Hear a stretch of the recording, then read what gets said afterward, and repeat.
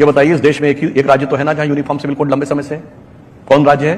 Goa. Highly Christian dominated राज्य है, तो माइनॉरिटी को तो प्रॉब्लम नहीं है। ये कहिए एक को प्रॉब्लम है। दूसरी बात कि साहब हमारे धार्मिक मामले में हस्तक्षेप हो जाएगा। अब मैं बताना चाहता हूं, धार्मिक मामले में तो हम ईमानदारी हस्तक्षेप मान चुके हैं। अरे भाई, क्रिश्चियनिटी और इस्लाम में तलाक का प्रावधान तो है। आपको सिर्फ इस पे प्रॉब्लम है कि तलाक इस तरीके से या उस तरीके से। हिंदू धर्म में तलाक का कोई प्रावधान नहीं है।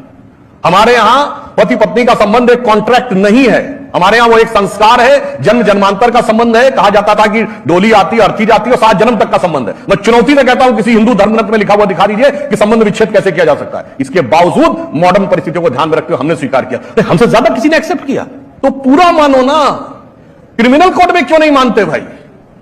सिविल में चाहिए, मगर चोरी करके हाथ नहीं कटवाने हैं, दारू पी के कोड़े नहीं पड़वाने हैं, और अगर किसी प्रकार की गलती हो जाए तो पत्थर नहीं खाने हैं। सिर्फ औरतों को दबाने के लिए हमें वो राइट चाहिए। अन्यथा आप कहिए मौसीकी कुफ्र है, तो फिर उसके लिए जो सजा है वो आप मानिए। जो लोग कहते हैं कि हिजाब रखना चाहिए, तो मैं इतना बड़ा कोई आलिम फाजिल नहीं, पर इतना अगर जिस नियम में आप कहते हैं हिजाब रखना चाहिए, तो हिजाब जो औरत ना पहने तो उसके पत्थर भी पड़ने चाहिए। नहीं साहब, किस रंग के रूल आप मानेंगे? शराब पीते पकड़े जाए 100 कोड़े लगने चाहिए, ये तो शरिया कहता है। क्यों नहीं लगवाने को तैयार भाई?